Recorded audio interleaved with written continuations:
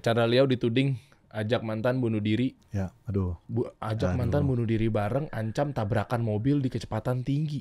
Personal branding rusak seketika nih. Ya, rusak Pak. Ya saya dapat kabar langsung dari teman yang kerja di agensi kalau Chan, lo tuh di blacklist dan di graylist brand-brand lo dan agensi gitu loh. Kita kasih solusi. Chandra Liau. Yes. Akhirnya susah banget nih jadwal nih Bapak nih. Terima kasih. Sama-sama. Pak Dery. Sama-sama. Indonesia butuh lo, Chan. Pemilik brand butuh lo. Mereka buta arah, Chan. Tapi lu kemana aja lu ngilang ya? Aduh, kalau bicara soal itu sebenarnya setahun ini ya, mungkin dari tahun 2002 ya.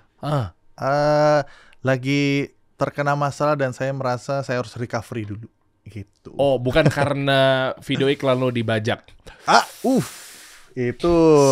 Gue mau klarifikasi. Saya lagi baru mau balik lagi ini ke sosial media, digituin langsung di copy. Lo lihat ya. Ini sengaja ada klarifikasi khusus dari seorang Chandra Liau yang memang kayaknya udah pantasnya gue butuh tuh pengen tahu nih klarifikasi karena memang ini lu kan bikin video kayak gini kan? Yes, iya. Kalau gue Chandra Liau saya izin ini bukan video sponsor atau video endorsement. Mana audionya? Oke. Kok nggak ada suara ya? Atau kan saya dubbingin aja. Disclaimer, gue tidak pernah ada info apapun nih ke video Mewah Republik ini. Langsung live. Mana nih? Bikin malu kasih solusi. Iya. Nggak ada audionya. Nah ini. Okay. Betul. Nah lu tinggal tonton aja teman-teman deh.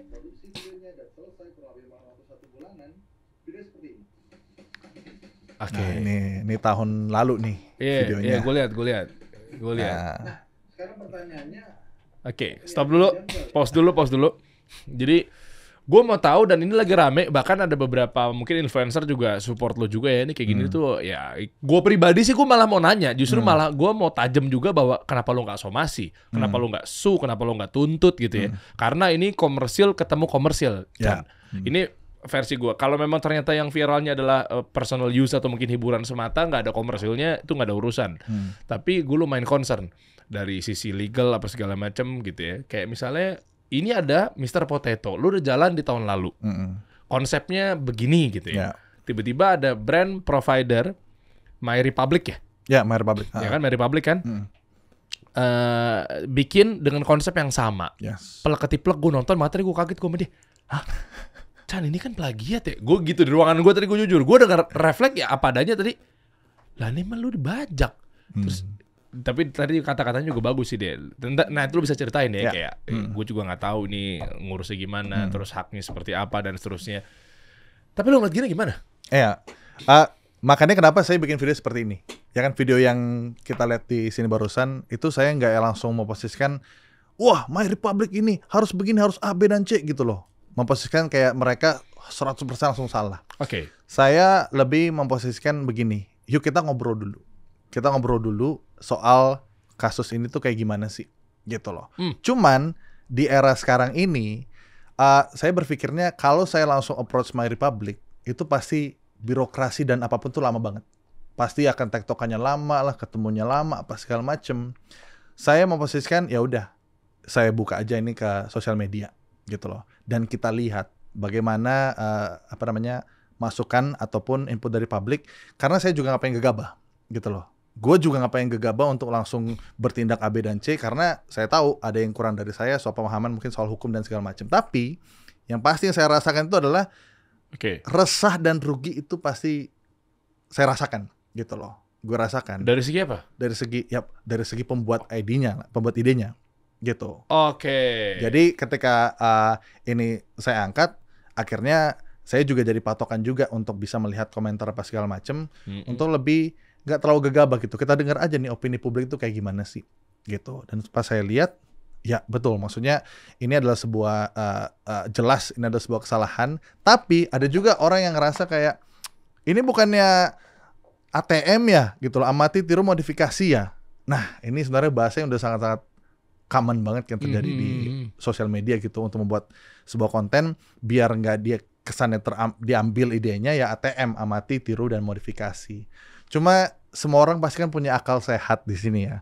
Kita bisa melihat yang mana yang dimodifikasi, yang mana yang amati, tiru, plak-ketiplak. Iya, ATP dong ya, ATP dong.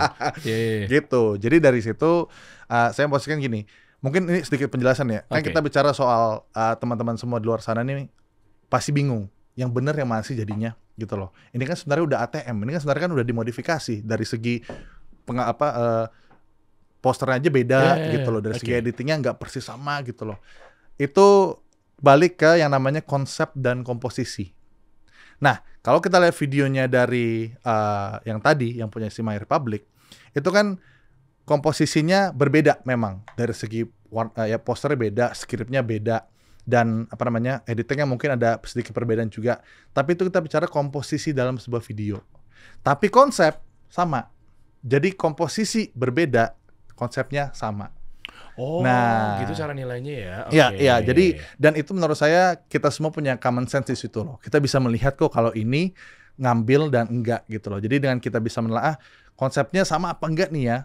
Kita sebagai manusia itu bisa menelaah juga gitu loh, bisa tahu juga, dan kita bisa melihat ibarat yang baik dan yang buruk itu yang mana gitu loh. Jadi start dari situ dulu.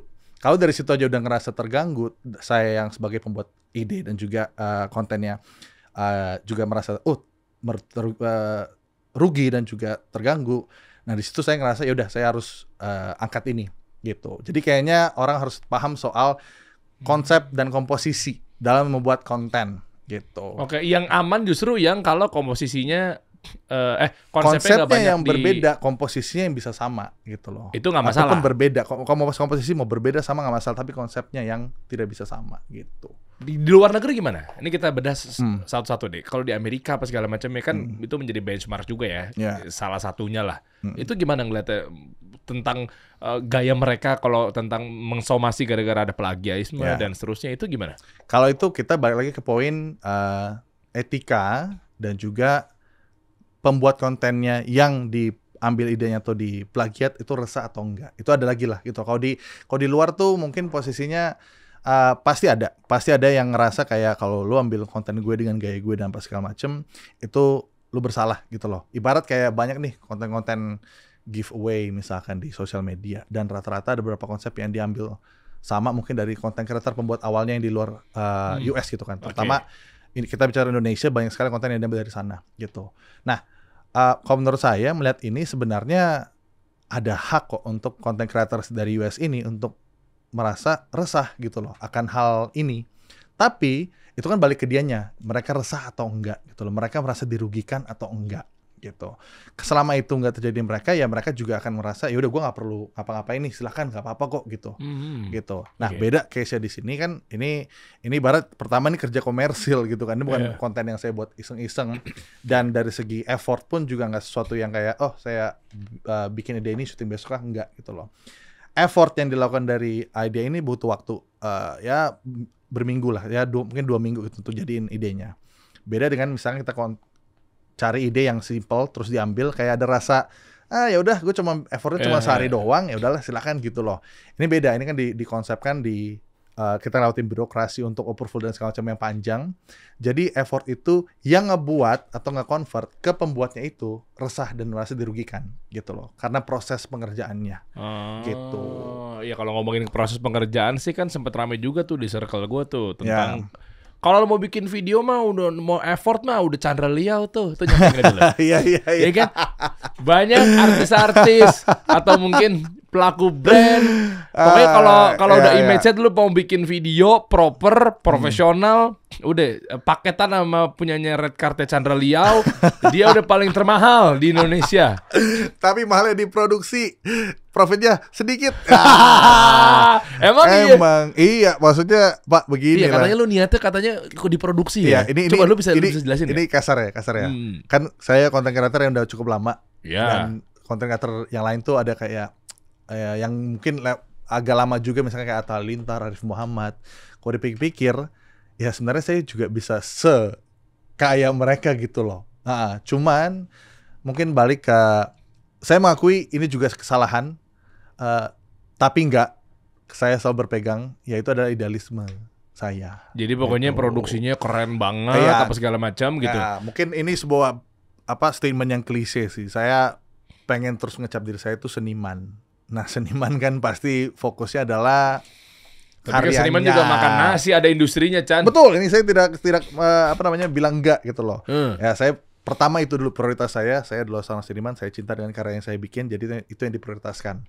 Baru kedua adalah bisnisnya gitu loh, jadi bukan bisnis duluan. Mungkin banyak content creator harusnya berpikir bisnis dulu yang utama, baru tuh karyanya gitu loh. Kalau saya berpikir selama saya besok masih bisa makan, tidak apa-apa. Wah gile, idealisme seniman nih luar biasa nih memang nih. Iya. Makanya lu abisnya ke produksi. Iya. Banyak yang diketahuin sama brand, kok red card lo mahal. Iya, jadi ibarat ini contoh ya. Misalkan ada content creator A dan saya gitu loh. Terus nilai kerja sama brandnya itu di 100 juta. Ya kan? Terus si content creator A bikin kontennya itu dengan nilai produksi yang hanya di 5-10 juta. Oke. Ya kan? Berarti profitnya ke dia ya mungkin ada potongan apa segala macam jadi 80 juta profitnya gitu loh. Nah, saya ya mungkin bisa 150 atau sama mungkin. Berakhirnya kenapa profitnya lebih kecil? Karena 150 juta ini udah dikukat produksinya 100 juta gitu loh. Yang saya dapat lebih sedikit lagi, bisa di 50, bisa di 40 doang gitu loh. Emang harus segitunya ngejar visual yang menarik. Sekarang kalau gue balikin gini, gue orang brand nih. Ya udah, tapi jaminan viewsnya bakal gede nggak? Ya, itu make sense juga. Tuh kan? Saya tidak pernah bisa menjamin soal itu. Tapi at least mereka harusnya paham ini bukan sebuah pekerjaan lu kerja sama vendor. Lu kerja dengan PH Chandra, enggak, lu kerja dengan Chandra Leo sebagai brand Chandra Leo gitu loh. Oke. Saya punya idealisme yang mesti saya jaga gitu loh. Gimana caranya saya berbeda dengan orang-orang lain untuk bikin konten? Ya udah, paling utama yang saya bisa lakukan adalah karena saya cinta dengan dunia audiovisual, itu yang saya matengin, saya utamakan di konten-konten saya. Dan walaupun itu berakhirnya butuh banyak produksi dan segala macam. Balik ke soal begini, karena ini saya nggak mau jadi kayak mesin yang membantuin project-project mereka untuk bikin. Jadi saya tetap pengen mempertahankan utamanya idealisme saya. Karena buat saya itu mungkin ini bahasanya sangat lucu ya. Apa tuh? Orgasme saya itu pada saya melihat hasil akhirnya. Orgasme ya. Rasa puas dan satisfaction saya itu ke-achieve ketika tahu hasil akhir itu bakal bagus apa yang saya bikin itu. Oke, brand bisa seobjektif itu nggak? Contoh, menurut lo bagus, menurut gua kayaknya susah diterima sama penonton deh. Kayaknya keberatan deh. Misal. Itu gimana? Mungkin itu udah jadi kayak track record. Kita balik ke track record gitu loh. Apa yang saya bikin sebelum kerja sama brand, itu saya nggak semena-mena cuman hadirkan. Nih, begini nih kualitas saya. Ya kita balik ke, karena saya udah ada beberapa video-video yang saya upload atau saya publish di sosial media, itu kan jadi data kan. Ini loh, kalau konten saya gini, ada kok yang apresiasi kontennya apa segala macem. Bahkan ada juga plus poinnya, brandnya berasa kayak naik kelas kalau kerja sama gue gitu loh. Oh iya, itu nyampe juga tuh. Pokoknya kalau udah iklan sama Chandra, kelas deh berasanya gitu loh. Ibarat kayak brand misalkan yang gak terlalu besar gitu loh. Terus gue coba angkat dalam satu video jadi bagus, jadi berasa naik levelnya brandnya gitu loh. Jadi mungkin itu salah satu faktor yang saya coba jelaskan. Saya nggak bisa garansi views, tapi at least karena video saya kalau udah jadi Anda bisa pakai kemana-mana nih, mau taruh di media kalian, kayak mau taruh di sana sini, silakan karena presentable. Jadi beda ya kalau misalkan kayak Bas Dery saya endorse dong, tolong bikin Instastory gitu misalkan, atau bikin video cuman kepake HP doang. Gak bisa tuh taruh di mereka punya media TV atau media billboard atau apa tuh kayak di kereta apa segala macam, gak bisa. Saya selalu memposisikan hasil ini kalian bisa pakai bebas untuk taruh di event offline kalian misalkan untuk dikasih lihat gitu loh. Itu silakan karena saya yakin ini presentable kok hasilnya gitu. Oh, gue gitu. Jadi inget deh. Berarti kan brand-brand juga sebenarnya nebeng value atau pansos sama lu kalau bikin sama lo ya berarti value-nya udah segini. Oh. Jadi kayaknya mereka tuh strateginya nggak pernah kerja sama saya, nggak pernah satu doang. Ibarat dari 5 atau 10 KOL, satu Chandra Leo. Biar yang lainnya tuh kerjanya views, tapi ngejar value-nya di saya. Gitu loh. Karena jadi jangan bekerja sama satu one off doang di saya kalau mau kerjain sebuah project atau campaign ya. Mendingan paketin dengan yang emang mau views di mana, yang mau kejar value brand di mana gitu. Ternyata brand juga pansos sama Chandra Leo. Soalnya gue pikir tuh yang emang orang mau, terima kasih. Iya, misalnya gue pikir hanya masa lalu lu doang tuh yang pansos sama lu, Chan. Nggak, gue pikir Gue pikir hanya orang-orang sosok doang yang bisa pantas sama Aduh, lo. Pak, saya baru ngeh kenapa ke sono. Iya, Coba. ternyata brand juga pansos sama lo. Soalnya ada belakangan ini ada orang ngakunya katanya diajak bunuh diri sama Chandra Liao. Aduh. Ya kan, maksudnya taunya nggak lama filmnya keluar. Aduh. Ya, anyway. Aduh, Pak, saya ketawa selega ini tuh udah ngelewatin 1 tahun yang sulit memang sekarang. Soalnya lu ngilang, Chan. Iya. Orang iya. tuh nggak tahu tuh gue. Iya.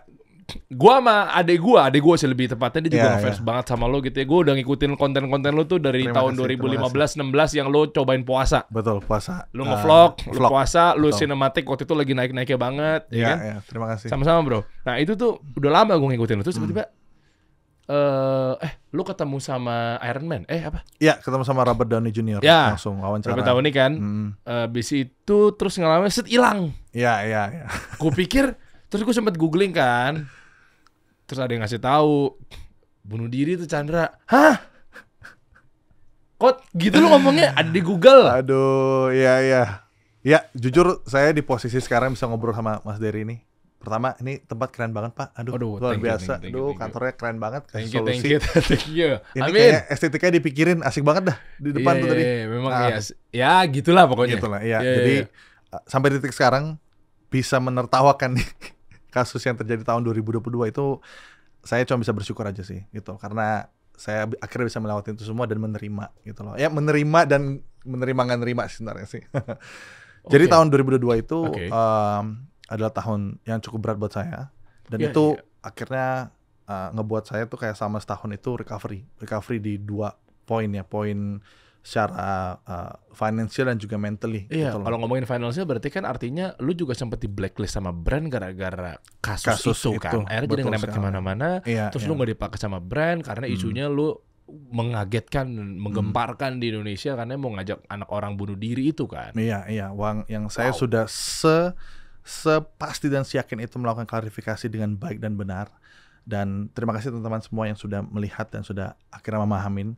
Tapi Indian nggak bisa semua orang gitu loh. Nggak bisa semua orang tahu akan hasil klarifikasi itu kayak gimana. Mereka cuma tahu berita utamanya. Ya kan, berita utamanya adalah Chandra Leo mengajak mantannya untuk bunuh diri. Dan itu akan selamanya tercap di hidup saya, di sosial media, di mana-mana. Karena nggak semuanya bisa hilang beritanya. Gitu. Kronologinya gimana sih? Mungkin sambil dibuka dong, gue juga penasaran. Coba Iya. Chandra Leo, coba ketik deh. Bundir gitu, coba. Enggak, maksudnya gue bingung. Jadi yang gil yang mana nih? Cogilnya apa cegilnya nih? Semua publik punya common sense. Anda punya common sense untuk bisa melihat gitu loh. Sekarang tweetnya dihapus. Tweetnya sudah Tweetnya dihapus. dihapus. Iya. Kalau memang Anda merasa itu benar, kenapa dihapus tweetnya gitu loh. Nah, udah tuh. Ini akan terus muncul selamanya. Gile. Ini mau nih, coba nih. Selamanya suara. akan muncul, mau sampai bertahun-tahun saya sukses kayak atau apa, tahun 2022 ada berita ini walaupun saya udah klarifikasi sebaik-baiknya tapi akan tetap muncul. Tuh, Chandra Leo bantah ajak ex pacar bunuh diri, reputasi gue dirusak. Coba yang sebelumnya lagi. Chandra Leo dituding ajak mantan bunuh diri, Ya, aduh. ajak mantan bunuh diri bareng, ancam tabrakan mobil di kecepatan tinggi. Oke, ini mah personal branding rusak seketika nih. Oh, begini ya, nih. rusak Pak. Ya saya dapat kabar langsung dari teman yang kerja di agensi kalau Chan, lo tuh di blacklist dan di graylist brand-brand lo dan agensi gitu loh. Iya Karena maksudnya. kasus ini. Tapi si orang itu katanya tuh mengupload bukti mobil yang digunakan oleh sang mantan. Yang semuanya hoax semuanya. Yang bener loh. Semuanya hoax. Saya jelaskan dengan baik dan benar. Mungkin saya juga berterima kasih dengan Tuhan ya karena saya punya mata yang sedetail itu untuk melihat semuanya. Ada banyak kesalahan yang dilakukan pada saat ngeposting-posting itu oleh dari pelaku gitu loh. Bocor lah. Jadi secara timeline dia kayak kasih lihat nih, ini postingannya di bawahnya ada foto-foto gitu loh, foto. Ibarat kalau misalnya kita lihat home HP, ada foto terus ada foto-foto kecil-kecil bawahnya. Itu bocor. Nah, itu bocor, saya perhatikan timelinenya ternyata berbeda dengan apa yang dia omongin. Nah, itu langsung saya point out. Ini saya lagi di sini, saya lagi di sini, ini dia lagi di sini, lagi di sini. Jadi secara timeline itu salah semua, saya koreksi secara detail. Dengan saya juga bersyukur dengan teman-teman saya karena ada teman saya yang ada di sana juga. Jadi saya bisa validasi ke teman saya soal semua timeline ini. Gitu. Ya sudah, seperti itu. Ini apa? Ada di YouTube juga? Ya? Ya, gitu. Oh, ya. ini yang lo klarifikasi ya? Iya, ada klarifikasinya. Itu dia videonya tuh, yang sebelah kanan. Oh, yang itu. Intinya My Truth. Judul videonya sebuah klarifikasi yang saya mencoba menenangkan diri. Walaupun saya take video ini ada 78 kali. Take Retake? videonya. Ya. Retake 78 kali? Ya, jadi saya sebisa mungkin untuk calm down, untuk tenang untuk bicaranya, dan saya nggak mau pakai teknik-teknik diedit lah, di-cut atau segala macam, nggak. Saya benar-benar mau di posisi siap untuk ngobrol. Dan 78 lebih lah kali untuk ini. Karena dan nggak ada cutting kan, nggak ada cut-cut gitu-gitu, nggak ada manipulasi apapun gitu. Oh ya, lo kasih waktu juga di situ ya. Iya, semuanya jelas, semuanya Nggak ada jelas. potong-potong juga gitu. ya. Udah, habis itu dengar dari kabar kayak channel di blacklist karena mereka kalau punya list KOL langsung cek pertama kali nama lu, kan cek di Google kondisinya lagi apa, berita itu yang muncul. Dan itu mereka nggak akan cari tahu Chandra lagi ngapain sih, lagi apa ya, coba cek deh semuanya Instastory segala macam, enggak. Dia cek yang paling gampang, Google. Oh gitu. iya. Lagi ngapain, berita itu muncul duluan. Setahun. Saya nggak akan bilang kerugiannya berapa, cuman Andovi Da Lopez dia pernah speak up soal hal ini karena saya pernah cerita ke dia tiba-tiba bikin video untuk speak up soal masalah ini, dan dia spill lah angkanya. Berapa? Intinya 0-nya 9 0-nya rugi, dealnya M ya? karena kan itu kan deal panjang gitu kan dengan brand ini dengan brand ini, semuanya cancel. Itu yang udah deal-dealan, belum lagi yang potensial klien. Oh iya dong. Nah, kita nggak bisa tahu juga bahwa selama setahun itu kan potensial klien yang mau ngubungin, mau apa, atau mungkin yang baru ngecek-ngecek doang, itu kan potensial semua tuh. Iya, ibarat kalau lu punya brand A gitu kan, tolong dong gue mau pakai Chandra, infonya gimana tuh? Dia search, oh Chandra lagi ini nih, wah Pak beritanya lagi gini. Nah itu. Ya selamanya udah kecap. Itu yang iya bener. Itu yang belum official banget tuh, yang baru cuma kayak ngecek yang udah ke data. Gak mungkin kan dia cek ini, gak mungkin video ini gitu loh, Ya, kelamaan nggak gitu, ke situ, kejauhan buat nggak. cari. Itu dia, please teman-teman brand, saya akan nonton video ini ya, jadi biar kita bisa kerjasama gitu, saya naikkan value brand Anda. Wah, Izin. Ya dong, maksudnya nih gara-gara kayak begini, aduh kacau nih. Iya. Ya gue nggak mau bongkar aibnya sih orang itu gitu ya, tapi maksud gue itu apa ya, ngomong seperti itu tuh terus hoax gitu. Iya, Terus maksudnya sekarang cerita. the audacity untuk ngomong seperti itu, untuk mungkin teman-teman ada yang bisa lihat kayak cara dia pakai ini untuk promosi film, cara dia pakai ini untuk pansos dengan berita Lesti Bilar. Iya. Gua nggak bisa bayangin sih itu terjadi di seorang manusia. Aduh. Ya, tapi gua bersyukur gua udah bisa ngobrol ini sekarang karena for a year kayak mentally, financially, physically itu I'm recovering gitu. Dan Waktu itu income gimana? nggak ada Pak, nggak ada sama sekali. Jadi saya bertahan dengan duit yang saya udah kerja keras sama ini, terus sampai tahun ini berarti, ya sampai tahun ini. Habis nggak sampai habis banget? Enggak. Ya puji Tuhan masih punya simpanan, masih punya backup untuk bisa melanjutkan hidup. Terus orang itu masih ada? Enggak, masih ada di Premier, masih dapat kerjaan sana sini. Ya, begitulah Pak hidup. Aduh. Untung udah enggak ya. Iya kan? Oh iya. Di sana ada cogilnya, nggak tahu itu cogil. Anyway lah intinya, ayolah, maksudnya yang cerdas lah kayak gitu-gitu kan. Ya. Maksud gue kayaknya udah 2024 kayak nggak gitulah. Maksud gue ya elah, masih kayak begitu, masih fitnah sana fitnah sini. Kalau lu punya masalah coba lu cek yang benar. Maksudnya tuh ngerugiinnya banyak pihak loh. Ya. Ya nggak cuma Chandra doang. Oke, lo benci sama satu orang, let's say misalnya masalah. Terus tiba-tiba ada brand terkait, ada penonton terkait. Itu kan zolimnya ke banyak orang. Ya. Iya, jangan lihat dari pokoknya gua nggak mau tahu, pokoknya Derry. Ya. Chandra gitu. Lah dia lagi sama siapa, gue sama siapa, ke penontonnya yang nantinya akan terlibat. Itu kan zolimnya jadi kemana-mana. Yes. Iya, lu bayangin dia mau menghibur orang dengan ada ibadah lagi di situ, kan banyak faktor ya kan. Iya. Orang yang merasa yang biasanya terhibur tapi nggak bisa lagi, wah gila. Ya itu jadi satu pikiran saya juga untuk bikin konten, makanya kenapa saya off dulu kan. beban tersebut untuk nunjukin muka, ini orang udah tahu belum sih kalau ini tuh udah diklarifikasi gitu. Itu ada banget gitu. Tapi ya buat pemilik brand, tenang di sini kita lihat ya bahwa Chandra sudah mengklarifikasi, ada nonton videonya ya kan. Nanti kalau bisa kita taruh juga linknya di bawah deskripsi. Siap, terima kasih banyak. Sama-sama, Mas Dery, luar biasa. Iya. Soalnya apa? Soalnya ini Indonesia dan gue terutama juga butuh lo. Ini nyambung ya. Tadi kan gue pengen kilas-kilas aja sih. Ya, Sebenarnya balik lagi ke inti obrolannya adalah tadi lu sempat singgung mengenai presentable apa segala macam. ya. Konten-konten yang mungkin nanti brand yang udah melihat sekarang dengan kondisinya, recovery-nya Chandra apa segala macam, kita doain juga semoga bisa produktif lagi. Terima kasih, Mas Dery, luar biasa banget. Aduh Pak, Sama-sama. Terima kasih. Sukses pasti selalu buat Mas Dery. Bareng-bareng lah sama Ya. Om Ded juga kan. Ya. Ini ada logonya. Oh di ya, sini, logonya di atas ya. Ada. Ya, Kita kan. terima kasih juga. Lupa, Om Ded juga menyelamatkan hidup saya sih. Iya ya. Iya, karena dia juga tahu kasusnya, dan waktu itu dia nge-support Rewind Indonesia tahun 2022. Iya, gue nonton. Ya, Gue nonton. Wah, saya berterima kasih karena saya masih dibiarkan untuk berkarya walaupun agak setengah hati ya karena lagi mumet. Tapi kira diselesaikan. Terima kasih Om Deddy. Yoi, Om Ded. Iya, gue nonton tuh yang kemarin kan presentnya Close the Door kan? Iya. Ya, presented by Close the Door Iya. gitu ya. Nanti lu juga bahas ya mengenai Rewind ya. Iya, boleh. Nah nyambung, ya udahlah kita udah semangat lagi. Chandra juga udah mau balik lagi ke industri apa segala macamnya. Kenapa tujuannya? Kenapa? Karena masalah konten yang bisa di-present di semua lini itu berat, Chan. Ya. Kalau menurut gua. Ya Ya. kita boleh balik lagi nih back to topic ya. Kita dulu sempat singgung, bisa ditaruh di kereta.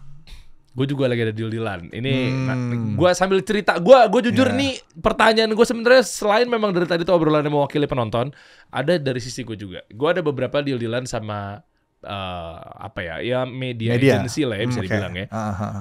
Gue ada di OHA, Videotron. Sebenarnya asik juga tuh kalau kita bisa kolaborasi dalam artian belum tahu mau gue apain. Karena menurut gue adalah gue sempet tahu insight mengenai ada satu content advertising atau advertisement lah apapun itu bisa dipakai di sini tapi nggak cocok di sini. Ya. Nah tadi gue coba kepantik tuh yang lu bilang bahwa konten-konten gue ketika brand jalan sama gue bisa present dimanapun, presentable. Gimana tuh caranya? Artinya kita mulai bahas dari yang namanya kok beda dan kok bisa sama. Apakah dari teknik dari produksinya, editingnya, apapun itu. Sekarang juga eranya campaign di pemilu kan juga sempat rame itu. Ada yang mainin Videotron juga, 3D, 5D, apalah gitu-gitu lah. Gimana sih Chan sebenarnya awalnya untuk pemproduksian ini? Mungkin kalau dari saya bisa share soal ini ya. Jadi pertama mudah-mudahan barusan yang Mas Dery obrolin bisa kejadian, kita bisa kolaborasi kerjasama bikin sesuatu. Oh iya, gitu. kita ada di KRL ya. Iya. Kereta boleh, bisa banget. Kita Iya, ada iya, kereta lah, kita ada di Videotron di mana-mana. Iya, Kita lagi iya. kolaborasi di situ. Siap ya. Kalau KRL bisa ya. Kalau saya sih lebih sukanya gini, karena balik lagi kan saya suka bikinnya, kan Iya, suka iya. bikinnya, Oke. suka dengan hasil akhirnya. Jadi kalau memang kita bisa melakukan suatu kolaborasi yang tidak biasa gitu ya, as in again pertama dengan basis yang presentable, tapi idenya nggak biasa, menurut saya itu bisa jadi breakthrough sih. Gitu loh. Kayak misalkan itu. apapun brand yang Mas Dery punya atau misalkan di sini kasih solusi gitu Iya. loh. Kita sampaikannya di kereta atau media apa dengan cara yang nggak biasa gitu. Let's do it, karena itu bisa jadi breakthrough, karena itu harus jadi keterbukaan dulu ke posisi berarti di sini kayak klien nih Mas Iya, Dery ya kan. iya, iya. Saya yang ngerjain ininya. Ya betul. Kalau ada rasa kayak mendingan yang aman-aman aja deh gitu loh, yang gini-gini, yang cakep-cakep aja deh, kayak biasanya gitu kan. Kalau misalnya brand, yang penting brandnya harus kelihatan, story-nya simple aja, nggak usah macem-macem gitu loh. Kayaknya itu akan selamanya kita stuck gitu industri kreatif ini, Oke. terutama di soal advertisement gitu loh. Banyak kok case di luar sana yang mencoba untuk beda, kayak siapa yang kepikiran Airlines Emirates gitu bikin iklan pramugarinya ditaruh di atas Burj Khalifa. Oh iya. Ya kan, itu ada tuh. Terus pesawatnya lewat. Iya. Nah, untuk sebenarnya ide besar-besar itu banyak banget di dunia. Tapi untuk mendapatkan approval dari yang punya itu yang susah. Ya dong, kayak ibarat kayak gue mau bawa ide ini ke si A, ke klien A. Banyak tete bengek dari higher up-nya untuk kayak udah nggak usah gini, akhirnya turun konsepnya jadi ya biasa aja. Nah, itu mudah-mudahan yang kita bisa achieve gitu misalnya kita bareng gitu ya. Contoh lain juga ke medianya misalkan dari kereta, pasti berbeda cara kita mau sampaikan ke media Videotron atau media apa gitu. Kan kita masih memahamin point hooknya di mana. Kalau kayak di kereta kemungkinan bisa jadi ini kalau misalnya dalam kereta berarti mereka ada waktu untuk mendigest semuanya dari awal sampai akhir gitu loh kan. Karena memang lama kita nunggu gitu loh. Nah itu kemana-mana dia ya. Itu beda tuh penyampaian storyline-nya dengan yang kita taruh di Videotron. Videotron mungkin cuman 10 detik, 15 detik ketangkapnya karena udah masih lagi jalan gitu loh. Nah itu beda lagi. Ngehooknya beda lagi ya? Ngehooknya beda lagi pasti. Kayaknya ini cukup common kok di dunia advertisement. Medianya taruh di mana, nanti cara storyline ataupun kreatifnya itu berbeda-beda gitu loh. Jadi kalau dari saya sih pertama keterbukaan dulu gitu loh. Keterbukaan yang punya brand ataupun yang punya produk yang ingin disampaikan gitu loh. Banyak kok kayak misalkan waktu itu ada iklan Volvo. Volvo itu punya cara ngiklanin sebenarnya simple. Dia cuma mau kasih tahu briefnya gimana cara nunjukin truk gue tuh stabil. Ya, truk gue stabil. Akhirnya dia pakai aktor Jean-Claude Van Damme untuk berdiri di atas 2 truk, habis itu ngelakukan split. Ini cukup viral waktu itu. Nah, untuk dapat ide kayak gitu tuh banyak banget. Saya juga punya ide-ide gila sebenarnya. Tapi untuk dapat yes dari si brand atau ini ya itu susah. Gitu. Jadi balik keterbukaan dulu gitu loh. Itu jadi contoh-contoh ide-ide gila itu ada gitu loh. Ada satu lagi band namanya Okego. Okego ini bikin lagu. Dia yang di treadmill kan? Ya, di treadmill, betul. Iya. Dia waktu itu kolaborasi dengan printer. Ada satu printer brandnya. Gue mau bikin video untuk ngeprint 20.000 live langsung di ininya dong di musik videonya. Printernya bilang iya, jadi itu satu video klip printan 20.000 atau ribuan lah, baik banget gitu loh. Nah itu dari skala epicnya ketahuan gitu loh. Nah untuk bilang iya kan susah tuh si brandnya. Aduh gimana kok kayak nggak usah deh, yang penting brand gue kelihatan atau brand gue cakep deh kesampaiannya gitu loh. Gitu doang. Tahan dulu Chan, ini menarik. Untuk bilang yes-nya tuh susah tuh ada di kepala gue tuh ada 2 aspek. Yang pertama karena budgetnya jadi lebih tinggi. Akhirnya dia mikir dan tidak. Oke, lanjut. Iya dan tidak ya. Budget lebih tinggi nih. Karena kayak aduh ini kayak produksinya akan effort, akan begini. Udah pasti mahal deh. Enggak deh, yang biasa-biasa aja deh. Pokoknya dicari-cari kesalahan lah. Kayak analoginya orang mau beli mobil second, dicari-cari pokoknya ini pasti bekas banjir deh. Ini udah karatan nih. Udah kempes nih, lu cari-cari biar murah harganya. Atau yang kedua, yang memang mindsetnya, mohon maaf ya, ini tanpa mengurangi rasa hormat nih buat para orang-orang Indonesia. Ntar gue disomasi nih. Mindset orang Indonesia tuh budayanya masih yang belum bisa terima kreatif yang oke. Jadi sehingga tuh kayak, dia nggak tahu dengan maksud ini adalah sebenarnya out of the box, tapi kok gini sih gitu. Nggak deh, langsung aja pakai ini gitu misalnya. Tahu nggak sih lu kayak ngerti. Emang edukasi belum nyampe, maaf ya. Kan budaya lagi nih misalnya, emang dia belum tahu kreativitas, terbiasa hidupnya begitu, terbiasa tontonannya begitu. Jadi taunya ya level kreasi dan kreatifnya, skill mindsetnya tuh di situ. Yang mana ya?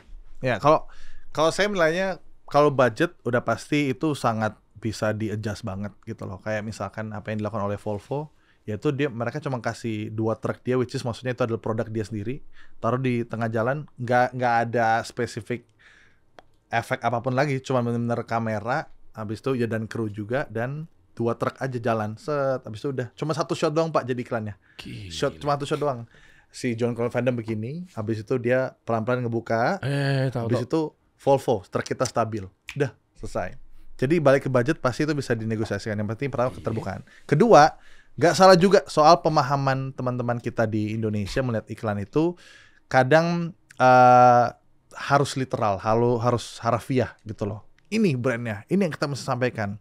Tapi menurut saya itu balik lagi ke idea yang tadi, kayak misalkan kerjasama sama saya itu ada 10 KOL, kalau maunya reviews ke sini 9, satunya saya. Jadi iklan model kayak gini memang nggak bisa semuanya. Jadi ketika kita buat campaign untuk produk misalkan kayak kasih solusi, itu baiknya siapin konten pilar yang mungkin ada 5 nih, ada 5 video utama. 4-nya atau 3-nya kayak gitu tuh, yang bang kasih lihat jelas gitu loh. Tapi 2-nya eksperimen gitu loh, biar kita bisa dapat hasil yang berbeda. Gitu nggak terlalu hard juga jadinya. Nggak terlalu hard atau bisa kreatifnya jauh banget gitu loh. Tapi ya dari sini pasti memang balik ke kapasitasnya juga, kapasitas untuk ngebuatnya gitu loh. Ketika kita kayaknya udah cukup deh kita 4 yang hard sell kayak gini, yang satu ini nggak usah gitu loh. Karena emang ini benchmarknya lebih aman kan, kayak lebih ketara. Tapi dan again untuk meningkatkan sebuah brand value menurut saya harus ada gebrakan, tapi tetap dengan strategi yang aman gitu loh. Jadi makanya kayak tadi nggak bisa semua iklan-iklannya out of the box kayak tadi gitu loh. Sisanya mesti yang kayak biasa dilakukan, tapi satu coba deh sempilin aja satu yang aneh sendiri gitu loh. Kayak saya waktu itu kerja sama Scarlett pernah untuk bikin sebuah iklan dengan Fadil dan juga Pak Mu yang nggak beauty sama sekali. Padahal Scarlett iklannya beauty semuanya. Saya bikin full komedi, saya taruh bioskop waktu itu. Akhirnya impresinya beda tuh waktu itu. Impresinya kayak, boleh juga nih. Selama ini impresi Scarlett tuh yang cakep-cakep atau beauty berakhirnya jadi ketawa karena Fadil dan ini dibuat video yang komedi gitu loh. Tapi dengan idea nggak semua iklannya seperti itu. Jadi emang kayaknya kita harus siap untuk melakukan perubahan dalam sebuah brand ya. Cuman harus tetap ketemu formula yang amannya dulu. Kita udah jalanin iklan A, B, dan C, dan D. Semuanya aman nih. Belum yang terbaik. Nah, coba eksperimen. Tapi kalau misalkan ini kenapa-napa, kita balik lagi ke awal. Gitu lagi. Ya, jadi tapi nggak bisa A sampai Z semuanya sama gitu loh iklan-iklannya. Gitu. Oke. Dan itu termasuk dengan, gua nggak tahu nih yang garap siapa gitu ya. Tapi buat bahan studi kasusnya aja. Keanu di Pantene. Ya, Keanu, ya itu dia itu disrupsi yang tadinya iklan yang tadinya kecantikan terus tiba-tiba jadi begitu. Jadi begitu. Jadi kocak lah. Itu analogi yang saya waktu itu pakai juga untuk iklan si Scarlett ini sih. Jadi memang ya itu. Tapi dan again bukan berarti begitu terus jadi Pantene kan. Dia balik ada fasenya untuk ya udah kita balik nggak biasanya kayak gimana. Tapi kita harus taruh periode untuk kita eksperimen kapan nih? Mungkin di bulan ke 11 gitu loh untuk gini lagi. Nah itu di strategi ini. Gitu. Dan boleh tahu nggak maksudnya kenapa brand itu memang harus ada eksperimennya, ada keluar jalurnya, keluar dari DNA-nya gitu ya. Apakah cuma sebatas kayak lucu-lucuan, lucu ya, keren ya, unik ya, atau memang ternyata ada tujuan? Kan kita nggak pungkiri nih Chan, pasti kan ujung-ujungnya pengen ada revenue kan. Iya betul. Pasti ada sales kan. Nah, yang dimaksud di sini adalah apa dengan keunikan ini udah bisa pasti salesnya akan dikorbanin atau naik atau gimana? Enggak, itu sangat tidak pasti gitu loh. Cuma, ya sangat tidak pasti. Cuma kan ini kita balik ke bagaimana orang nggak balik ke bagaimana goalsnya deh, objektifnya. Goalsnya cuma karena sekedar kayak unik-unikan aja. Goalsnya itu sebenarnya bisa banyak, bisa variatif. Yang paling utama adalah udah pasti awareness akan paling tinggi, udah pasti. Kalau dengan cara seperti ini, udah pasti awareness pasti tinggi banget. Apa attention banget ya? Iya. Secara sales ini yang bisa jadi mungkin bisa jadi sama atau mungkin bisa naik lebih banyak sedikit gitu loh. Tapi at least itu lebih baik daripada monoton semuanya. Gitu. Jadi kalau misalnya berakhir iklan A sampai D-nya produk ini itu semuanya salesnya sama, penghasilannya semua sama. Yang ini ternyata udah pasti karena berbeda awareness-nya akan naik lebih jauh, tapi salesnya mungkin berkurang dikit. Nah, ini yang mungkin harus jadi sebuah discussion juga ya. Boleh nggak? Mau nggak jalannya kayak gini? Tapi harus sudah siap juga statementnya untuk rugi dulu. Tapi harus naik. Nanti baru balik lagi ke sales lagi. Gitu. Kalau gue sebagai brand gue bilangnya. Ya itu kalau dari at least mindset dari saya. Kalau paket komplit bisa nggak Chan? Misal gue dari sisi brand. Paket komplit pokoknya ya kalau bisa awareness-nya nggak apa-apa deh. Itu tinggi tapi nggak tinggi-tinggi banget. Tapi yang penting sales juga. Ya kan brand kan kadang kan istilahnya. Betul. Request sekarang kan kalau bisa jadi kemarin kan? Iya. Kan kalau ini saya balikin ke filosofi yang paling simple aja. Ibarat lu mau cari pasangan, nggak mungkin lu dapet yang cakep dan juga pinter dan juga siap buat jadi wife material lu. Nggak mungkin. Susah tuh. Nggak mungkin ada yang perfect. Kalau misalnya berakhir perfect, itu adalah bonus pasti. Nggak mungkin itu adalah sebuah strategi, nggak mungkin. Ibarat kayak kita bisa bikin idea ini jadi awareness naik, sales naik, dan semuanya naik. Nggak bisa. Tapi at least kita mencoba gitu loh, mencoba untuk kalau ini bisa nggak ya, nggak works, kalau ini bisa nggak ya. Karena ya kayak cari pasangan aja, lu mau dapet yang sempurna itu nggak mungkin. Sama kayak iklan, lu mau dapet iklan yang sempurna, nggak mungkin awareness dan sales itu bisa naik setinggi itu. Kalau itu pun terjadi, itu adalah bonus dari usaha dan kerja keras lu gitu. Gitu. Itu at least yang saya pahamin. Saya nggak yang terbaik di sini, saya bukan expert, cuman itu yang saya bisa. Iya juga ya. Kadang dia cakep, tapi ngajak bundir. Aduh. Bisa. Ya kan itulah bukti gak sempurna, Chan. Bukti nggak sempurna. Nggak salah, makanya saya coba ketawa aja. Jadi makanya mulai sekarang jangan tertipu. Ya. Ya apapun, sama brand kek, sama klien kek. Lah kan gue ngomong secara general. Iya. Ya kan jangan tertipu sama casing gitu. Yes, betul. Ya. Gue nggak tahu nih, ntar malah dia nyerang gue lagi. Jadi berarti kuncinya tuh komunikasi sama brand ya. Brand kadang susah juga ya. Terbuka. Tapi mungkin salah satu faktornya juga mungkin udah terbuka brand. Tapi untuk terbuka di level yang lebih tinggi lagi yang susah gitu loh. Misalkan kan pasti kan kalau dalam advertisement ada postnya, ada marketing manager, ada account executive bla bla bla. Mungkin dua ini udah mau nih, tapi atasnya nggak mau, ya percuma, sama aja gitu loh. Jadi komunikasi pasti, cuma keterbukaan itu yang utama dan realistis juga gitu loh. Jadi kayak tadi mau coba out of the box, yakin nggak mau jalan nih, kita harus stabil dulu nih semuanya, baru kita out of the box gitu. Jadi saya nggak pernah menyarankan kita harus keluar dari yang apa orang-orang biasa bikin, baru bikin padahal produknya gitu loh. Ya mungkin bisa kalau modal awalnya gede gitu loh, baru nanti setelahnya yang normal-normal. Oke.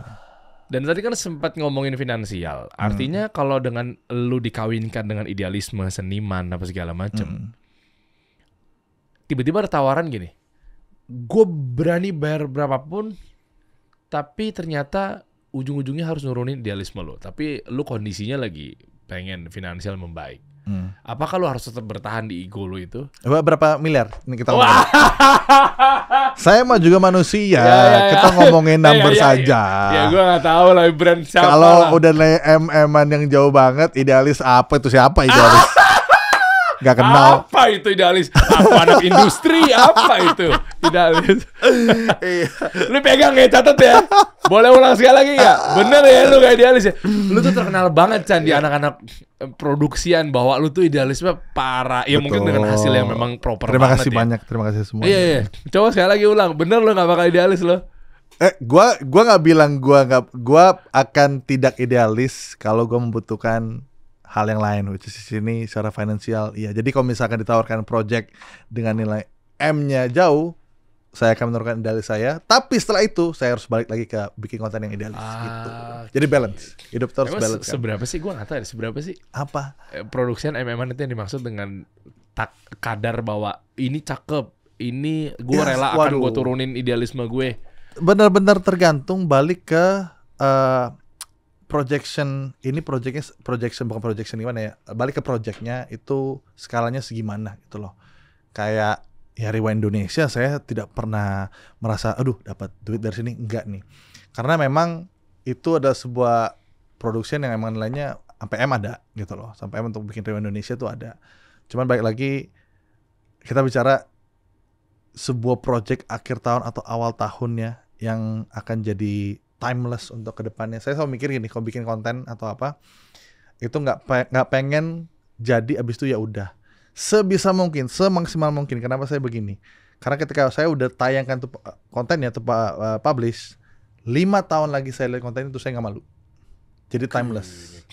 Mau saya ngeliat vlog saya tahun 2016 sekarang saya nggak malu. Karena saya segitunya. Nanti mungkin mindset yang saya pengen banget ada di semua konten creator. Gak apa-apa kok, gak apa-apa ada di fase-fase untuk bikin konten seadanya. Karena saya ada di zaman itu juga Pak. Saya kalau misalkan pernah lihat ada Indofitgram dulu. Tahu. Nah, gua ngikutin lu awal-awal YouTube juga. Indofitgram ngapain sih bikin pakai HP doang kan? Tapi ya ada zamannya ketika saya lihat video Indofitgram kayak aduh ngapain sih, cringe banget gitu loh. Nah, ketika saya mencoba untuk naik level produksi dan kualitasnya, dapat tuh rasa di mana ya udah gue maksimalin di sini, nggak apa-apa deh capek apa segala macam, kerjainnya butuh waktu. Tapi saya ngeliat tahun 2023 nih, konten saya berarti 7 tahun lalu, nggak malu saya. Dan banyak orang di luar sana jadi konten creator pasti ngerasa kayak gitu. 5 tahun lalu kontennya, 6 tahun lalu, aduh ngapain ya gue gini, aduh ngapain sih, cringe banget gue gitu loh. Jadi makanya itu kenapa Rewind Indonesia jadi salah satu kebanggaan saya juga untuk bisa melakukan atau menjadikannya ya. Karena misalkan kayak Rewind Indonesia tahun 2020, saya lihat tahun sekarang udah 4 tahun lalu, nggak ada tuh rasa kayak cringe banget nih konten gitu, enggak. Karena saya semaksimal itu dengan teman-teman semuanya untuk menciptakan karya yang besar yang sifatnya timeless, itu dia. Oke, Iya. Gile. Bahas Rewind ini juga asik juga tuh Iya, Indonesia iya, tuh ya. iya. Dikit-dikit ya. Iya. Iya, yang gue juga nggak ada diajak di situ. Siap, masuk radar langsung buat kedepannya, Mas Dery. Padahal kasih solusi, tahunnya kasih solusi. Iya lu tanya lah Om Ded kenapa sampai mau invest gitu. Ya. Elah, norak banget. Tapi ya. itu achievementnya Belum luar lah. biasa. Belum lah. Ini masih gede-gede lah gua. Iya, iya. Tapi gini, anyway, kita bahas dari segi bisnisnya deh. Ya. Itu sebenarnya resmi dari, ya ini awam lah. Gua coba mewakili orang-orang yang nggak tahu. Resmi dari YouTube apa nggak sih? Enggak kan? Sebenarnya dari awal nggak pernah resmi. Dari awal nggak pernah resmi. Kan, Jadi kan kita punya YouTube Rewind kan sebutannya kan. Itu dari tahun 2014, YouTube Rewind Indonesia. Itu semua pure inisiatif dari kreator-kreator yang bikin. Jadi nggak pernah sama sekali ini IP-nya YouTube. Walaupun in a way, iya. Cuman kita waktu itu dibiarkan nggak apa-apa bikin YouTube Rewind Indonesia itu nggak apa-apa gitu loh. Karena inisiatif para kreator. Nggak ada profit sama sekali. Yang penting bagus buat community dan segala macem. Sampai di tahun 2020, Andovi dan Jovil ngerasa dia mau bikin YouTube Rewind. Terus kita akhirnya berpikir, kayaknya kita bisa mencoba untuk bikin ini jadi karena pertama tidak terlalu ada support dari YouTube-nya, kayaknya kita bisa lepas itu jadi Rewind Indonesia aja. Gitu. Dan again, goalnya juga adalah Rewind Indonesia bisa, ya kalau memang bisa gitu, kita nggak cuman eksklusif di YouTube doang gitu loh. Maksudnya YouTuber aja, tapi kita juga bisa ngajak individu yang nggak cuma dari sosial media, ya dari luar pun atlet-atlet bisa masuk juga gitu loh. Oke, tapi kenapa tolak ukurnya lu ya? Apa tuh? Enggak, maksudnya kayak nunggunya lu, bikinnya lu. Gitu. Maksudnya kayak kalau bentrok gimana? Bentrok itu Ya, ada yang lagi ada yang bikin Indonesia. Itu nggak masalah juga. Oh nggak masalah. Tapi Jadi, kenapa kayak nungguinnya kayak Chan ngapain Chan? Chan ngapain lagi nih Chan gitu? Maksudnya kenapa lu jadi bapak Rewind Indonesia gitu? Itu sebenarnya pertanyaan yang sering banget ditanyakan. Karena mungkin karena 2020 itu jadi Rewind Indonesia yang banyak dari segi viewers, dan buat teman-teman menonton tuh kayak paling suka, karena mungkin banyak faktor yang waktu itu lagi pandemi, YouTube lagi algoritma lagi peak-peaknya, dan semua orang nggak kemana-mana karena nonton Rewind itu, jadi merasa punya sentimen dan lebih attach pada itu, jadi suka banget. Di sisi lain, secara produksi kita gemporin as in kualitasnya tiba-tiba tuh naik dari YouTube Rewind sebelumnya. Nah, saya nggak tahu ya. Sebenarnya saya juga pengennya kayak ketika saya buat Rewind ini, teman-teman semua pada bikin juga aja gitu Rewind Indonesia versi sendiri. Kayak Aulion aja juga bikin versi dia sendiri, nggak masalah. Dia bikin versi Rewind Indonesia versi live, dia bikin Rewind Indonesia yang 2023 kemarin versi dia sendiri yang vertikal gitu. Bikin aja gitu loh. Cuman kadang ada idea, karena saya udah taruh kualitasnya setinggi itu, untuk bandingin kayaknya susah deh gitu loh. Mungkin gitu. Tapi correct me if I'm wrong, kalau emang kalian gak merasa gitu ya gak apa-apa. Tapi mungkin ada rasa kayak gitu, kayak aduh kalau gue bikin, adalah beberapa konten creator kan ada waktu-waktunya kayak coba dong bikin dong Rewind tahun lalu, lanjut dong. Gue punya idenya tapi gue gak punya effortnya untuk bikin. Gitu. Banyak konten creator yang jatuhnya filmmaker atau segala macam bilang sebenarnya gue punya ide untuk Rewind, gue tuh punya suggestion buat Rewind, tapi gue gak punya effort kayak lu bikin Chan gitu. Oh berarti di situ gitu loh. Memang untuk kerjaan ini kan butuh waktu dan usaha banyak. Dan indikasinya apa ya? Bahwa gue sih jujur penasaran, makanya gue undang lu juga langsung nanya gitu ya. Artinya orang-orang ini nih yang memang dia layak masuk Rewind Indonesia, itu apakah vote dari penonton, netizen, atau memang subjektif dari lu pribadi atau gimana sih? Sebenarnya kita berawal dari objektif dulu discussion-nya. Jadi pertama yang kita lakukan, gue post dengan beberapa teman-teman inisiator sebutannya. Makanya pertama, setiap kali kita bikin Rewind Indonesia, itu pasti ada nama inisiator. Inisiator ini nggak cuma gue doang, tapi ada orang-orang lain yang sifatnya bukan ngedirect atau ngeproduce. Inisiator. Mereka ini, gue minta untuk teman-teman kita post yuk ke sosial media. Kira-kira pada mau siapa untuk Rewind Indonesia? Mau ada lagu apa? Mau ada kreator siapa? Mau ada tren apa? Gitu loh. Dari situ dulu. Nah itu akan jadi survei itu buat kita tuh. Oh ternyata pada mau ini, Oke, kita jadiin list. Dan itu jadi yang jatuhnya kayak 80% lah yang kita achieve duluan. Kita coba cari gitu loh. Baru sisanya itu mungkin nama-nama yang mungkin gak terpikirkan tapi sebenarnya punya value untuk kita taruh di sini gitu di Rewind Indonesia. Kayak contohnya atlet-atlet gitu loh, yang punya achievement yang secara platform mungkin nggak punya ruangnya untuk diangkat, ya kita angkat di sini gitu loh. Jadi ya mungkin yang nggak terlalu terpikirkan, yang terlalu social media centric banget, itu kita coba untuk guide juga gitu loh. Makanya kenapa namanya Rewind Indonesia gitu. Jadi metriknya dari situ sih. Kedua adalah ketiga berarti selain yang tadi, kita bicara Rewind Indonesia itu kan ngundang ratusan kreator, ya kan. Kita sebisa mungkin ngundang yang mereka teman-teman semua mau gitu dari sosial media ini yang udah kita post secara data. Tapi pas kita tanya itu banyak lagi tuh birokrasi dan tektok-tektokannya. Entah apa namanya, ada cek jadwal dulu ya, besok nanti boleh nggak adegannya ini ya, banyak segala macam. Akhirnya kita jadi kesulitan untuk mikirin kreator yang lain. Berakhir kita pun coba ada beberapa kayak mungkin gue nggak bilang semua ya, mungkin 10% kita coba gengs mau nggak masukin Rewind dong adegannya ini gitu loh. Jadi kita harus cari backup juga untuk ngisi adegannya. Gitu. Jadi kita tetap utamakan. Karena mereka nggak dibayar. Karena kita semua orang di sini kita minta voluntarily. Jadi kita nggak bisa memaksakan mereka untuk kayak ayo ikutan. Terus udah diajak nih kok nggak jawab segala macam. Kita harus tunggu waktu mereka menjawab. Kita nggak bisa push untuk kayak ada atau nggak ada gitu. Jadi karena adalah situasi udah kayak H-2, H-1 masih belum ada kreator di adegan ini nih. Ya udah kita mungkin ke paling dekat siapa sih minta pertolongan, temen gitu loh. Ya udah kira masuk gitu loh. Beberapa jatuhnya mungkin kayak teman itu mungkin jadi kayak bahasan circle rewind sebenarnya sih. Justru mereka yang nolongin biar gambar ini tetap ada gitu loh. Ini klarifikasinya nih kan orang kan taunya kan kayak lu mah di situ-situ aja, circle-nya yang itu aja gitu. Dan ukurannya bahwa kenapa dia ya, kenapa ini ya. Ternyata bahwa bisa jadi memang orang itu memang nggak bisa apa segala macam ya. Tapi artis gede pun kan belakangan juga sempat rame juga tuh. Kok sekarang jadi artis yang gede-gede sih, yang bukan YouTuber sih. Jadi nggak melulu dia punya channel YouTube yang gede ya? Iya, makanya itu deh kenapa namanya Rewind Indonesia, kita sebisa mungkin menggait teman-teman yang di luar dari sosial media brandnya gitu loh. Jadi kita variatif, kita nggak terus-terusan artis doang enggak gitu loh. Ada artis mungkin iya, ada selebriti mungkin iya, tapi ada juga kok konten kreator dari YouTube, TikTok atau Instagram atau mungkin dari di luar platform gitu.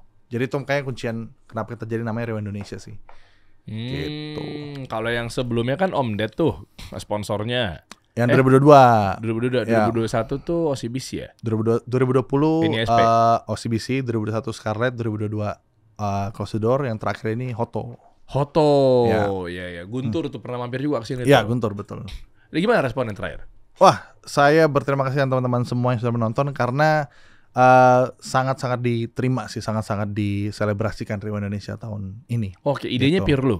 Idenya dari gua. Ya, sebenarnya ada macam-macam kan, kolektif ya. Maksudnya kita bicara kalau bikin Rewind Indonesia tuh harus ada benang merahnya dulu. Jadi idenya mau dari mana ke mana, idenya mau ngangkat apa, kasus apa. Habis itu kita transisi ke adegan mashup-nya tuh gimana segala macam. Nah, untuk adegan full storyline-nya itu dari gue, tapi pas bagian mashup itu adalah kolaborasi antara gue dengan Adi Victory, direkturnya. Makanya kenapa ada 2 direktur gitu loh. Mostly dia bagian mashup dan saya berterima kasih dengan Adi Victory karena ini adalah sebuah kolaborasi yang emang harus terjadi kalau misalnya di Indonesia. Harus nggak bisa satu otak doang gitu. Dari awal aja inisiator ada banyak, dari direktur juga kalau bisa ada 2 lagi, nggak bisa kepala gue doang gitu loh. Biar nggak Chandra Leo centric banget gitu loh. Juga tetap bisa kolaborasi gitu. Pengennya sih gitu sih yang diciptakan environment-nya. Tapi ada cuan nggak sih margin? Aduh, kalau bisa cuannya, sebenarnya kita di Indonesia tuh nggak cari bisnis, nggak cari cuan, karena kita kerjasama sama banyak saya content creator. Itu akan complicated gitu loh. Jadi kita harus bayar satu-satu segala macam kan. Kalau misalkan ada profit segini nih ya, kita layaknya harus kasih. Tapi karena kita minta voluntarily, kita udah state selalu kalau Rewind Indonesia itu non profit gitu. Jadi mungkin again secara bisnis bukan tempatnya Rewind Indonesia gitu loh yang punyanya. Tapi buat gue prestis ya orang-orang yang hadir di situ. Kayaknya untuk Rewind Indonesia tidak dilanjutkan tuh sayang gitu loh. Jadi kalaupun saya one day nggak megang lagi, mungkin tahun ini nggak megang lagi sebagai director, hanya jadi produser aja atau penulis aja, saya semaksimal mungkin jadiin gitu loh. Karena gue tahu kalau misalnya lu capek, lu lagi sibuk, tapi lu punya target, nggak usah lu nggak apa-apa, ada kok yang representatif lu. Siapa nih bro? yang garap My Republic? Karena otaknya sama ya. Betul, karena otaknya sama, jadi Tuh. pasti bisa ngerjain rewind juga. Bener kan? Hebat. Tim My Republic, kontak saya untuk bikin rewind, let's go. Kan otaknya sama nih, lu bisa bikin video sekelas Chandra Liau kan? Udah, kreatif directornya aja yang garap duluan. Karena sibuk Kita dia. ngobrol ya. Ya, iya tuh. Nah, artinya tuh bisa, waduh. Ya. Mereka juga bisa support tuh My Republic, ya kan? Lu kan hadir untuk di Republik Indonesia.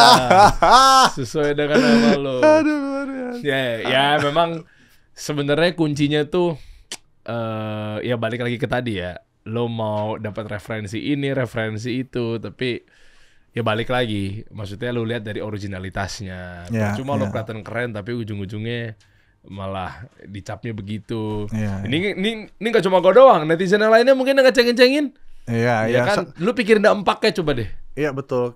Kayak My Republic tadi deh. Iya, kita bicara original sebenarnya juga nggak ada yang original lagi. Gitu. Oh iya Ya sih. kan? Kayak ide saya pun itu adalah gabungan dari berbagai macam ide. Tapi menurut saya itu yang paling penting gitu loh. Ketika buat sebuah konten atau ide, perbanyak referensi, jadikan itu satu kesatuan yang baru. Karena untuk jadi original tuh udah nggak mungkin. Oh, kenapa? Karena memang sebenarnya kita bukan ilmuwan dan memang tinggal poles-poles aja. Iya, karena kan kita hanya tinggal, kita ibarat kita evolusi gitu kan. Evolusi dari yang sebelumnya apa jadi apa. Nggak pernah tuh kita dari nol jadi apa tuh nggak pernah sampai sekarang, karena kita evolusi terus. Sama aja dengan content creating akan berevolusi terus.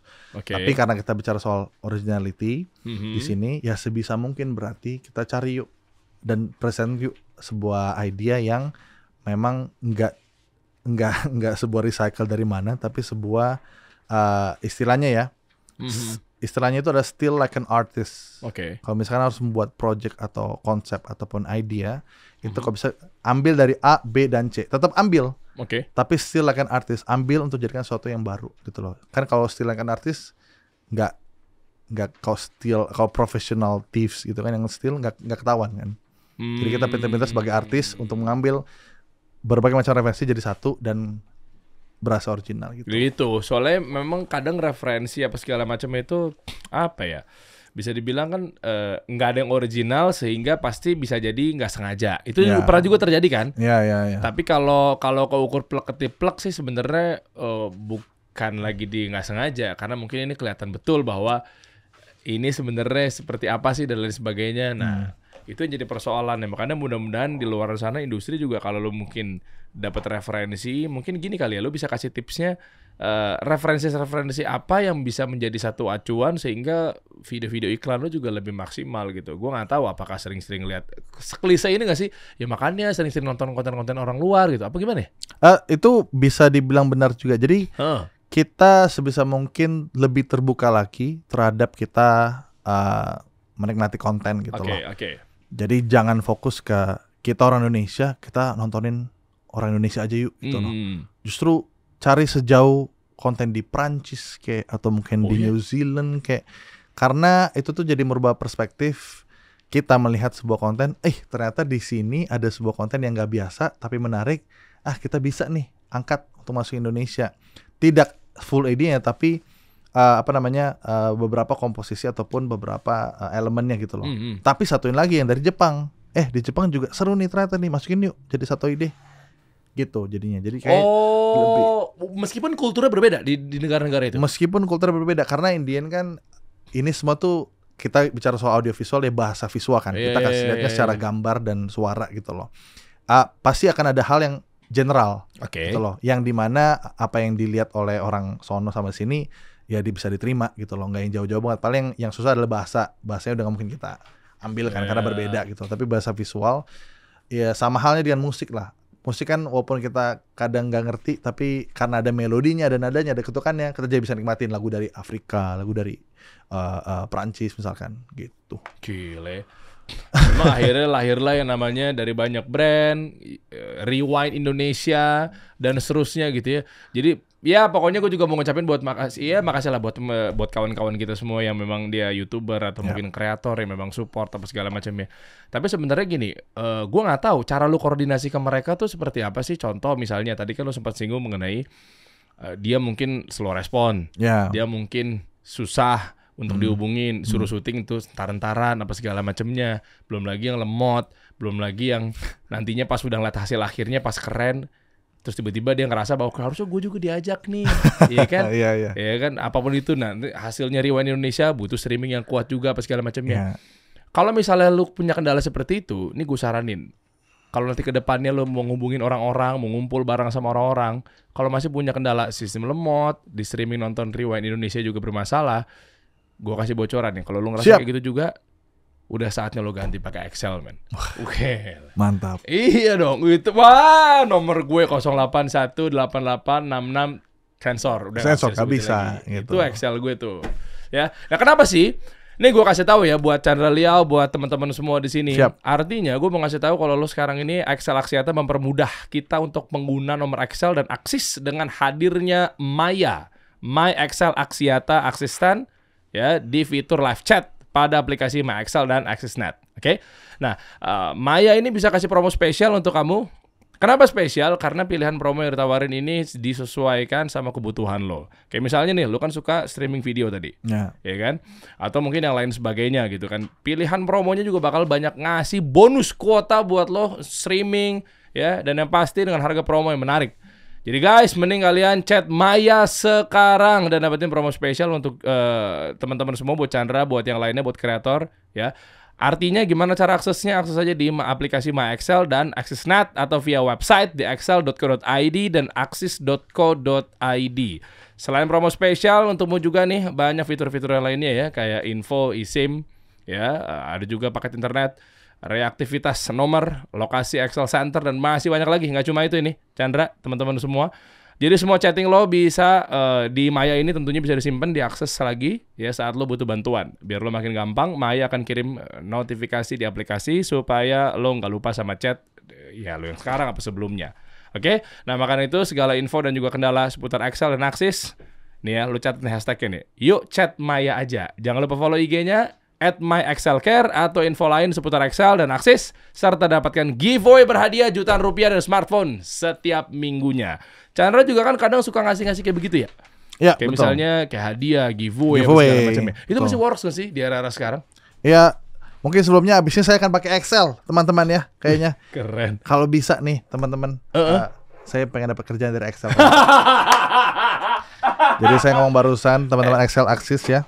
Kalau brand value-nya, tapi tadi barusan tuh udah naik tuh gara-gara kasih solusi kan, brandingnya bagus sekali. Oke, amin. Ya. Nanti lu bisa bantu tuh. Ya, lu pernah garap provider nggak? Ini nggak usah sebut lah kalau selain Excel. Pernah?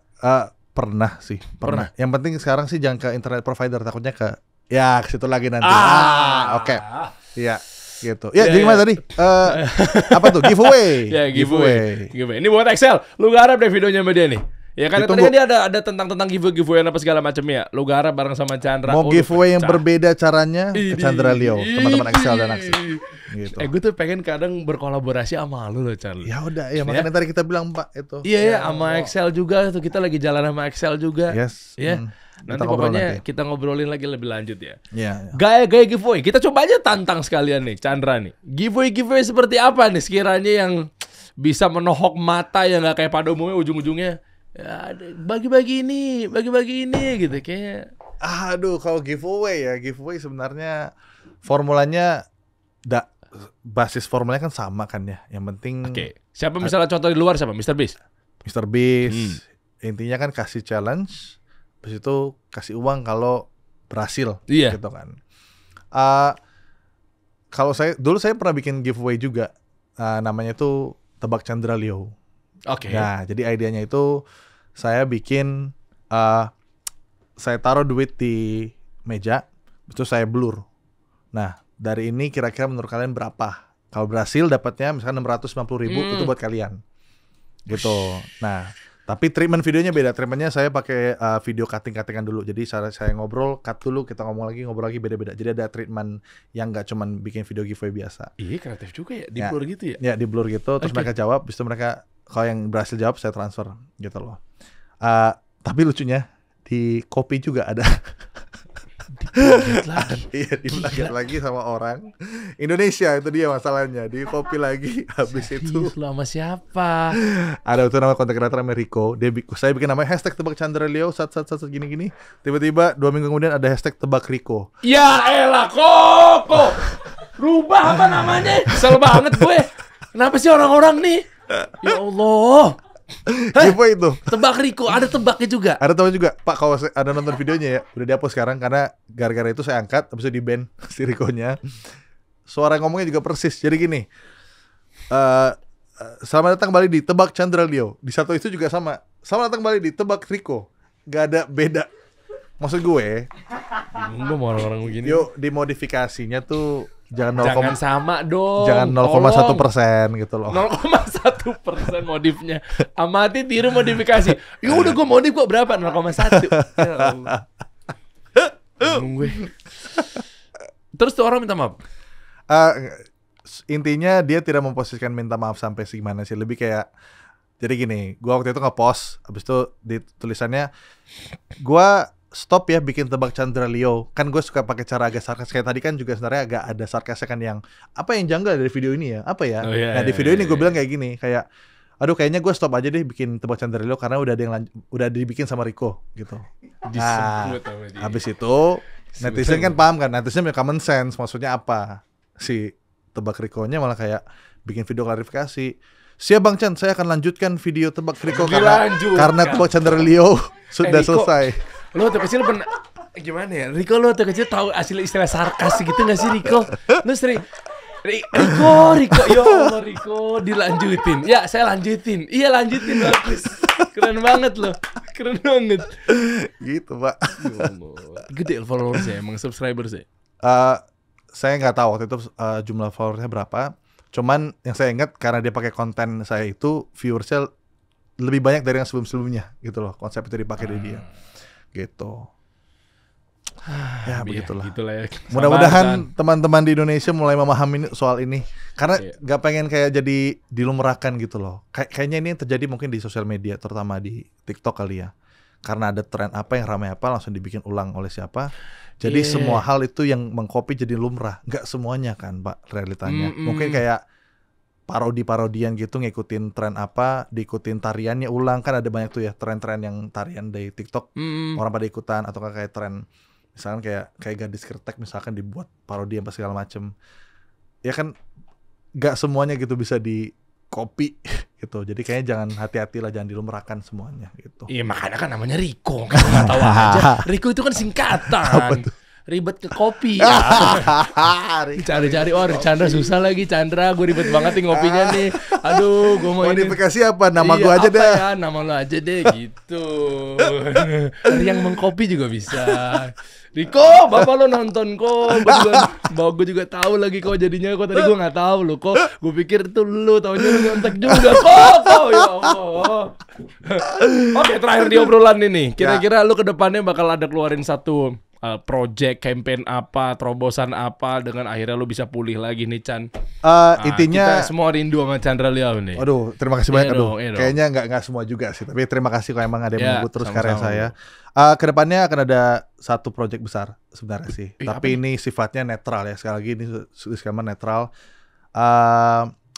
Saya akan mengerjakan project dengan Skinny Indonesia 24, Ando Vida Lopez, Jovi Lopez untuk bikin Epic Rap Battle of Presidency 2024. Wah, gitu. Jadi salah gini. Kayak waktu itu kan lu pernah 2019 pernah, tapi itu mereka kan Pak Prabowo sama Jokowi Nah, kan. tahun ini kan ada lagi, tapi kita ini nggak ada titipan dari paslon manapun, ini pure netral. Bener nih, ntar gue cek nih. Lu ntar videonya nih jangan dikasih exposure atau di highlight yang bagian-bagian tertentu nih. Nggak ada sama sekali. Karena kita ngebuatnya ya apa adanya, maksudnya nggak ngebuat lirik sendiri, nggak buat apa yang terjadi di debat atau apa yang kita masukin gitu terjadiin. Oke. Gitu ya kan, itu yang sebelumnya terjadi di Prabowo versus Jokowi yang sebelumnya kan.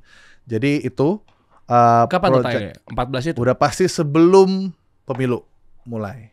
Itu 14 Februari berarti sebelumnya. Ya gue belum bisa bilang berapa karena itu biarkan Andovi dan Jovial yang ini. Dan model-modelnya tuh yang dicari yang mirip-mirip gitu ya? Enggak, lu nggak main kayak gitu? Atau memang Andovi didandanin kayak waktu yang...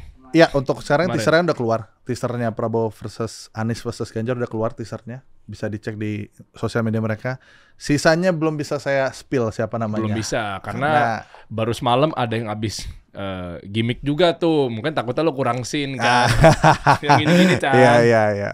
Ya kan? Iya. Kenapa? Iya nyari lucunya di mana kalau kata stand up kan gitu. Iya, Itu kan rame juga. Lu mau masukin itu juga? Belum bisa kita bilang seperti apa. Ditunggu aja. Duitnya siapa? Investor atau mungkin? Sendiri. Jadi Andovi memposisikan ini duit dari dia. Mungkin ada sponsor tapi sifatnya ngebantu. Cuman duit utamanya dari si Skin Innovation 24. Gimana cara ngambil? Andovi dan Jovial, sorry bukan Skin Innovation 24 kan udah nggak ada. Udah nggak ada. Andovi Jovialnya masih gitu. Udah bubar tuh, udah nggak di situ tuh ya. As a brand. Namanya gimana cara ngatur proporsionalnya bahwa ini kan panas banget ya. Jangan sampai nanti penggemar ini ngerasa bahwa kayak ini mah arahnya ke 01 banget. Ini mah 02 banget, 03 banget gitu. Netralitasnya lu keluarin apanya? Scene-nya kah? Disedikiti, diperbanyaki apa gimana caranya ya? Biar adil semua. Itu mostly akan jadi pekerjaannya Andovi dan Jovial ya. Jadi silakan teman-teman tunggu saja. Kalau saya sih saya hanya fokus untuk membuat packagingnya itu mantap gitu loh. Gitu dari segi visualnya itu dinikmatin, nggak dianggap kayak ini video YouTube aja. Saya goalnya ngebuat ini video bagus lah untuk nonton gitu, dinikmati secara visual. Itu yang utama sih. Jadi untuk isi kontennya sih itu udah haknya Andovi dan juga Jovial gitu. Kita tunggu aja ya. Sama brand-brand. Gimana Chan kalau mau ngontek lo untuk kolaborasi buat para brand-brand, digarap konten-konten periklanannya apa segala macamnya? Iya, paling sesimpel email aja di contact@chandraleo.com. Udah itu aja. Ada di situ ya? Ada di Instagram, pasti tinggal pilih mana ya dia. Kalau di desktop tuh saya agak bingung tuh email-emailan. Email apa link? Ya link aja pokoknya link teman-teman semua yang ingin bekerja sama. Di handphone bisa ya. Ini buat brand-brand. Buat brand-brand yang terbuka ya dengan ide-ide yang tidak biasa. Iya dong. Mari yuk kita kerjasama. Saya boleh, siap untuk kasih ide. Wih mantep. Gitu. Tapi dari kita dulu lah Pak. Kita bikin dulu nih. Iya benar. Kita dulu. Kayak pembuktian dulu. Oh ternyata bisa begini kita ya. Nah itu. Kedepannya tuh. Betul. Nanti kita coba ngobrol lebih sini Chan. Yes. Ya kita obrolin, kita meetingin tipis-tipis saja. Ada beberapa yang mau kita garap juga. Setelah itu juga gue membawa kabar nih buat para pemilik brand. Chandra Leo sekarang udah rela menurunkan idealismenya ya.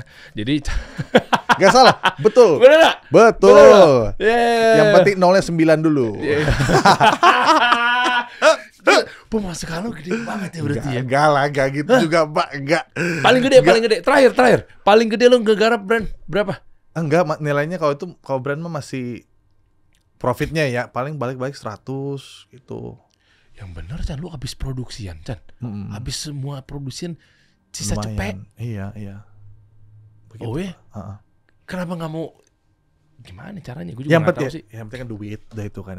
Iya enggak, mas gue kebayang pasti kan ini kan brand bayar sekian. Iya. Tapi ternyata sisa-sisa sekian pasti kan yang dia nggak tahu kan selama ini. Oh gila ya, bayarnya gede banget ya. Tapi ternyata lu ngambil sekian dari sekian gitu kan. Oke, ini kan Bapak tanya yang terakhir. Yang terakhir projectnya emang agak gede gitu loh. Itu kolaborasi sama teman-teman dari Senayan City kalau nggak salah waktu itu. Iya, untuk bikin paling short gede. film. Kalau paling rendah? Ya paling rendah paling cukup profit di 10-15 juta gitu masih ada. Untuk video-video ringan. Gitu. Tapi udah hasilnya tuh udah dibuat masuk di komersial tadi ya? Iya, maksudnya kalau kereta. Mau taruh di mana pun udah hasilnya oke. Gitu. Profit segitu, tapi banyaknya ke produksi alat, tim gitu ya. DOP-nya siapa? Lu sendiri? DOP kadang saya atau kadang ada tim lagi gitu. Tergantung project. Kliennya juga udah banyak banget sih. Ini kita ngobrol lebih sini. Ya, klien udah banyak tapi pada mundur semua gara-gara kasus tadi. Jadi jangan lupa ya, balik lagi kontak saya. Tolong, hey. Mudah-mudahan dengan obrolan saya dengan Mas Dery hari ini ya. Terima kasih udah kasih ruangnya untuk kita ngobrol. Sama-sama. Jadi bisa terbuka teman-teman semua. Gitu. Ada berapa klien tadi banyak ya? Banyak ya. Aduh. Lu mah begitu. Kalau mau bundir sendiri aja, ajak. Kita kasih solusi.